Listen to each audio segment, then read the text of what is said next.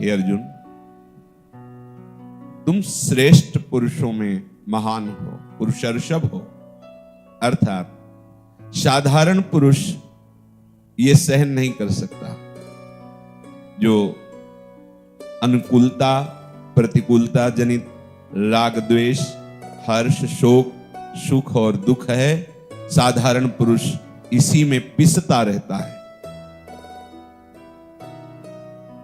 चक्की चल रही है तो दाने पिस रहे हैं। चलती चक्की देख के दियो कबीरा रोए, दो पाटन के बीच में साबित बचा न कोई। यही दो पाट हैं, अनुकूलता प्रतिकूलता, हर्ष शोक सुख दुख, जन्म मृत्यु, लाभ हानि, मान अपमान, जय पराजय। ये प्रायः सब इसी में पिसते हैं। चलती चक्की देख के दियो कमाल ठठाए, और रहे सहारे कील के तो बाल न बाका जाए।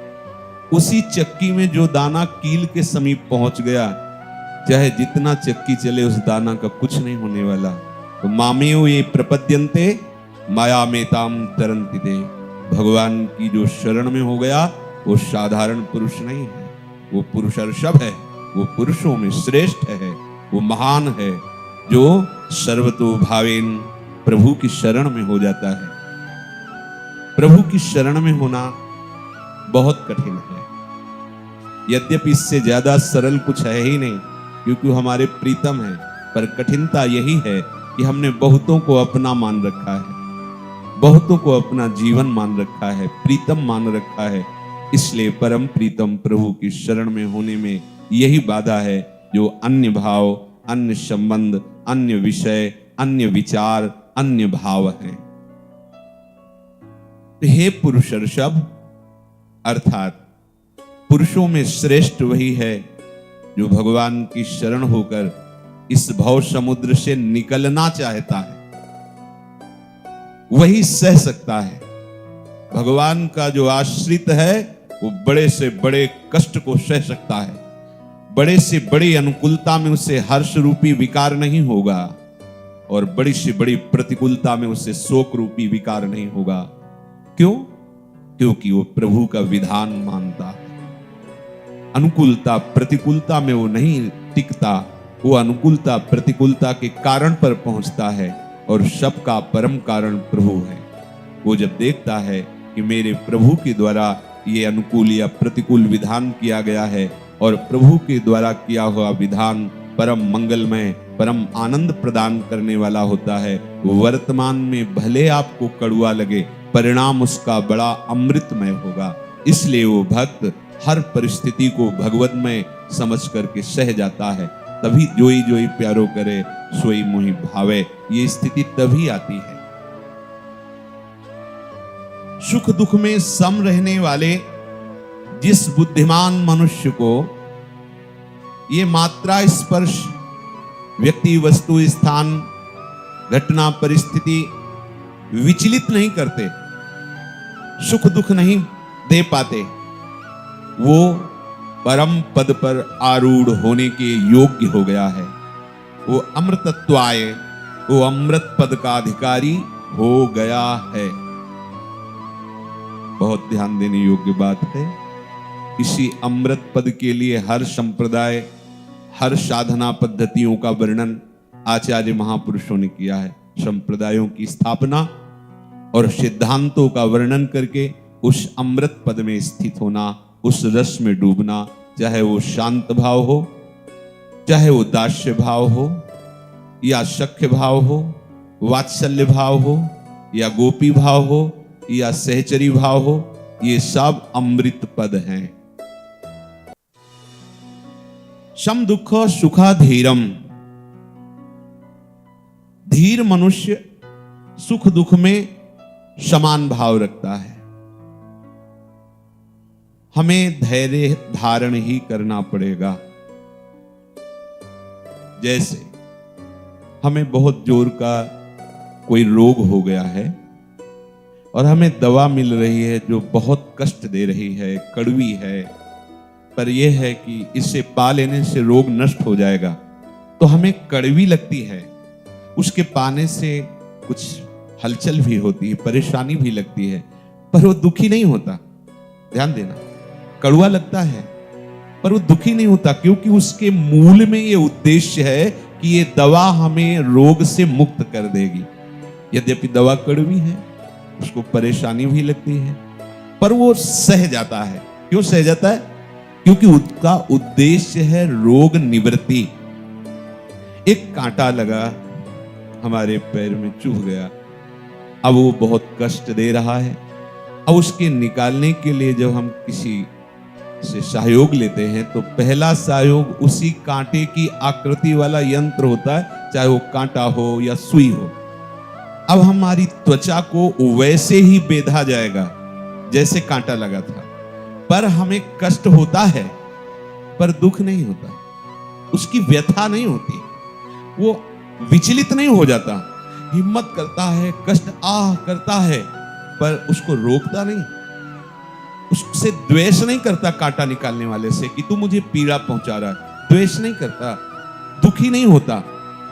कष्ट का अनुभव होता है, पर उसका उद्देश्य है कि ये बराबर कष्ट देने वाला कांटा निकल जाए, इसलिए मैं इस कष्ट को सह जाता हूं। समझ रहे? ऐसे ही हमारे सामने कोई अच्छी परिस्थिति पैदा करता है, अनुकूल या बुरी परिस्थिति, प्रतिकूल, चाहे वो वस्तु हो या व्यक्ति हो या कोई घटना हो या कोई परिस्थिति हो। हमारा उद्देश्य है संसार से मुक्त होकर भगवत प्रेम में उन्मत्त होना। अब हमारे अंदर जो राग द्वेष के कांटे लगे हैं, ये बराबर हमें पीड़ा ही देते चले आ रहे हैं। देख लीजिए, अज्ञानी है, प्रमाद में है, इसलिए उसको दिखाई नहीं दे रहा है। जैसे एक मदिरा का पान किए हुए पुरुष नाली में पड़ा है, वहीं लघु शंका कर रहा है, पर वो अपने को आनंदित समझता है। दूसरे उसकी स्थिति को, जो मदिरा पान नहीं किए, देख करके कहते कैसा मूर्ख है, पैसा भी खर्चा करता है और कहां पड़ा हुआ है, लेकिन उसको इस बात का कोई भी शोक नहीं होता, क्योंकि वो प्रमाद स्थिति में है। ऐसे ही जो प्रमाद स्थिति में साधारण जन है, वो प्रायः इसी राग द्वेष, अनुकूलता प्रतिकूलता, सुख दुख में ही जीते हैं। उनका जीवन ही यही, वो जानते ही नहीं कि इससे निकल करके कोई ऐसा आनंद है जहां किंचिन मात्र दुख का लेश भी नहीं है।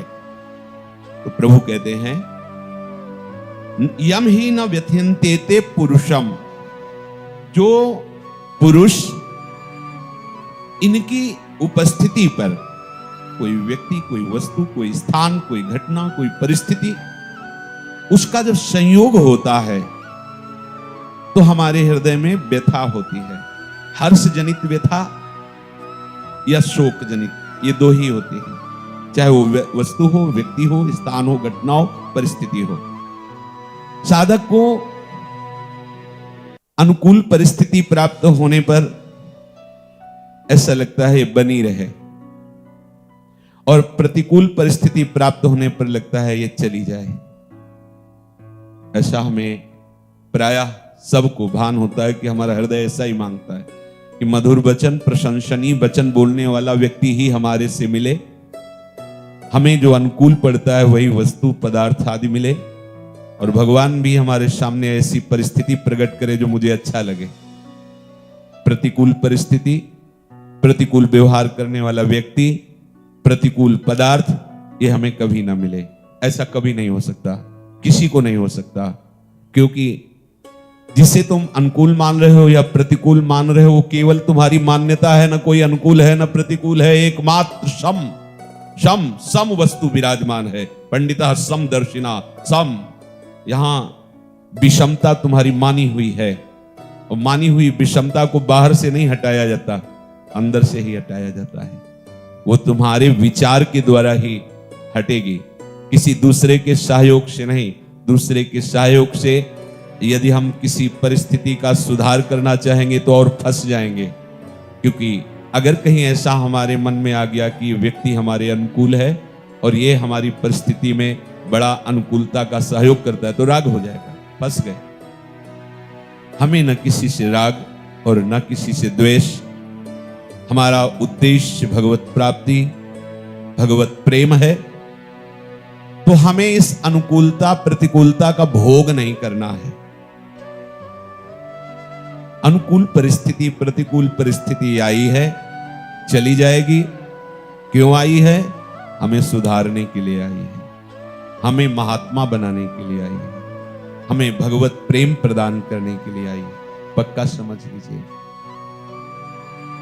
अनुकूल परिस्थिति से ज्यादा लाभदायक प्रतिकूल परिस्थिति है। अनुकूल परिस्थिति में बहुत जोर का हमारे हृदय में द्रवण होता है और द्रवित हृदय में बढ़िया छाप लगती है। जैसे मोम को द्रवित करके जैसा चाहो वैसी छाप लगा लो। तो जब हमारा विषय संयोग, व्यक्ति संयोग, स्थान संयोग, परिस्थिति संयोग में अनुकूलता का भाव होकर हृदय द्रवित होता है तो उस समय उसका संस्कार पड़ता है। क्योंकि हम भगवत मार्ग के पथिक हैं तो हमें इस संस्कार से बचना है। हमें किसी वस्तु, व्यक्ति, स्थान के प्राप्त होने पर अनुकूलता का भाव नहीं आरोपित करना है। हमें हर्षित नहीं होना है, हमें सुखी नहीं होना है। क्योंकि वस्तु, व्यक्ति, स्थान के द्वारा जो आपको सुख लग रहा है वो आपका माना हुआ है नहीं। सुख तो प्रभु के नाम में, प्रभु के रूप में, प्रभु की लीला में, प्रभु के धाम में, प्रभु की सेवा में, प्रभु के जनों के संग में, इसमें जो सुख होगा तो इसमें भी राग होगा, पर यह राग अनुराग होगा। जैसे भगवान कपिल देव जी महाराज माता देवहूति जी को कहते हैं कि हे मां, संसार में जो आसक्ति की जाती है वही बंधन का कारण होता है, और जो संत महापुरुषों से आसक्ति की जाती है वो मोक्ष का खुला हुआ द्वार है। तो लौकिक जितनी भी अनुकूलता आपने मानी है वो केवल आपकी मानी हुई है, क्योंकि भगवान के वचन कभी झूठे नहीं हो सकते। भगवान सत्य संकल्प हैं, सच्चिदानंद रूपाय हैं। उन्होंने कहा दुखालयम। भगवान ने इस सृष्टि की रचना की और मृत्यु लोक को कहा दुखालयम, और आप उसमें अनुकूलता पा गए, उसमें हर्षित हो रहे, उसमें सुख ढूंढ लिया। तो ये आपकी मानी हुई कल्पना है, क्योंकि जिसने बनाया है उसने कह दिया दुखालयम। तो सत्य संकल्प भगवान के वचन झूठे नहीं हो सकते। आपकी मानी हुई अनुकूलता, माना हुआ सुख वो दुख ही है जिसे तुम समझ नहीं पा रहे हो। तो प्रतिकूलता हमें सहयोग देती है, क्योंकि किसी भी प्रतिकूल परिस्थिति में हमारा राग नहीं होता। आपने सावधानी पूर्वक अनुकूलता में राग होने नहीं दिया, तो प्रतिकूलता में आप सावधान रहो या न रहो, राग हो ही नहीं सकता। प्रतिकूल व्यक्ति में, प्रतिकूल वस्तु में, प्रतिकूल पदार्थ में राग होता ही नहीं है। द्वेष इसलिए होने की संभावना नहीं क्योंकि आपने अनुकूलता में राग किया नहीं। प्रतिकूल परिस्थिति जब आती है तो भक्त एकदम प्रभु में एकाग्र हो जाता है, क्योंकि उसका दूसरा कोई आश्रय नहीं। जहां प्रतिकूल परिस्थिति आती है, जैसे छोटा सा बालक घुटनों के बल चलते हुए घर के बाहर खेलने के उद्देश्य से आता है, और जब उसको कोई भी भय प्रदान करने वाला सामने दृश्य, वस्तु, स्थान, व्यक्ति आदि उसके बोध में आता है कि इससे भय होगा, तो भाग के मां की गोद में चढ़ने के लिए घर की तरफ भागता है। ऐसे ही खेलने के लिए हम इस संसार में आए, अब हमें बहुत से भय व्याप रहे हैं, हमको अपनी वात्सल्य समुद्र मां की तरफ भागना है। हमारे प्रभु तुमेव माता च पिता तुमेव, तुमेव बंधुश्च सखा तुमेव, तुमेव विद्या द्रविणं तुमेव, तुमेव सर्वम मम देव देव। मेरे वो सब कुछ है, सगे सने संबंधी, संपत्ति, सुख, महान लाभ, ये सब मेरे प्रभु हैं। तो जो अनुकूल या प्रतिकूल परिस्थिति का भोग करता है उसमें संस्कार बन जाते हैं। परिस्थिति तो कुछ समय में चली गई, व्यक्ति चला गया, वस्तु चली गई, घटना चली गई, क्योंकि ये स्थायी नहीं, पर वो जो संस्कार पड़ गए वो स्थायी हो जाते हैं। ये बड़ी सूक्ष्म बात है। हमारा जो भजन बाधित हो रहा है, वो इन संस्कारों से बाधित हो रहा है। तो चलो अब नए संस्कार हमें नहीं बनने देना है। सुख दुख के, अनुकूलता प्रतिकूलता के नए संस्कार नहीं बनने देना। देखो हमारी कैसी छोटी धरा है। हम जहां बैठते हैं वहां दूसरा व्यक्ति बैठ गया कि सत्संग में, तो हमारी भौं चढ़ जाती है। देखो हमारी स्थिति कहां है। ये हम पुरुषों में श्रेष्ठ मार्ग के पद पर चलने वाले उपासक कहां हैं? किसी ने हम जरा सा धक्का लग गया है, जान के या अनजान में, तो हम उस पर क्रोधित होते हैं। ये हमारी जगह, हम यहां रोज बैठते थे। अनुकूलता हमें मिलती है इसलिए वहां राग हो गया, और हम जो उस अनुकूलता को बाधा पहुंचाए, द्वेष हो गया। छोटी छोटी क्रियाओं में हम राग द्वेष कर रहे हैं, फिर बड़ी बात को हम कैसे समझेंगे? इसलिए बहुत सावधान। आप भगवत मार्ग के उपासक हैं। आप छोटे छोटे शब्दों में, क्रियाओं में, पदार्थों में झट से राग कर लेते हैं। आपको रसेंद्री के अनुकूल वस्तु मिली, आज ये बहुत चटपटा, बहुत मीठा, बहुत अनुकूल, तो आपको बड़ाई करके उसकी नहीं पाना है। आहा जी, ऐसा नहीं, प्रभु का प्रसाद है। वस्तु का राग पूर्वक भोग करना, सुखद लगना, ये आपके लिए नया संस्कार बन रहा है। यम ही न व्यथ्यन्ते थे, हमारे अंदर वेग आते हैं, जैसे रसेंद्री का वेग। आज अमुक पदार्थ पाते हैं, आज ये मिलता तो यार अच्छा होता, आज चलो ये। अब ये वेग आया। जो ज्ञान मार्ग के पथिक होते हैं, वो विवेक के द्वारा इस वेग का शमन कर लेते हैं कि ये रसेंद्री की मांग है, नहीं देंगे, और उल्टा भी इसके चल देते हैं। वो मांग रहा है कि ऐसा ऐसा, बिल्कुल उसके उल्टा, आज व्रत रहेंगे, कुछ नहीं पाएंगे। जो ज्ञानी जन, भक्तजन इसे बहुत ही सरस कर देते हैं। क्या? अच्छा ये पदार्थ पाना है। तो जो विरक्त है वो अपने उस वेग का समन करते हैं ऐसे कि देखो, अगर भगवान की इच्छा होगी तो प्रसाद रूप में मिल जाएगा। अगर आपके पास सुविधा है और आप वो भोग बना सकते हैं जो आपकी रसेंद्री के वेग में आया है, तो आप उस भोग को बनाकर श्री जी को पवाइए। श्री जी को पवा करके, अगर कोई और पाने वाला नहीं है तो थोड़ा सा पाइए, और शेष जो है गाय को, यहाँ के परम पावन पशु पक्षियों को दे दिया। बिल्कुल रसेंद्री का वेग समन। अगर आप पा रहे हैं तो उसमें बार बार अंदर चलाइए कि प्रियाजू का प्रसाद है, प्रियाजू ने पाया है, प्रियाजू का उच्छिष्ट इसमें मिला। पदार्थ की सुखद बुद्धि होने न पावे। रसेंद्री के वेग को सहने के लिए अपने पास बहुत अच्छा उपाय है, श्री प्रियालाल को अर्पित करना, अर्पित करके थोड़ा पाना और शेष बांटना, और उसमें भी प्रियाजू के प्रसाद की भावना। प्रसाद तो हुआ ही। अगर आपने सीधे पदार्थ का भोग किया तो नवीन राग संस्कार बन जाएगा।